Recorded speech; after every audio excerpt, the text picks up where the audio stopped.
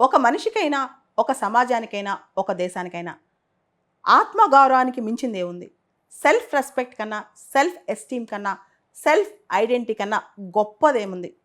మనం ఎంత గొప్పవాళ్ళమైనా, ఏ స్థాయిలోకెళ్ళినా, మనం ఎలాంటి పరిస్థితిలో ఉన్నా, ఏవి లేకపోయినా సరే, అంటే మనిషి గాని, దేశం గాని, సమాజం గాని, ఎటువంటి స్థితిగతుల్లో ఉన్నా, ఒక వ్యక్తికి కానీ, ఒక దేశానికి కానీ కావాల్సింది ఆ గౌరవం, ఆ రెస్పెక్ట్, ఆ సెల్ఫ్ ఇంట్రెస్ట్ అనమాట.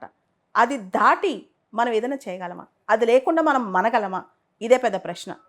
ఆత్మగౌరవం దెబ్బతింటే ఎవరైనా తిరగబడతారు. ఎంత దూరమైనా వెళ్తారు. చివరికి ప్రాణాలు త్యాగం చేయడానికైనా మనిషి రెడీగా ఉంటాడు.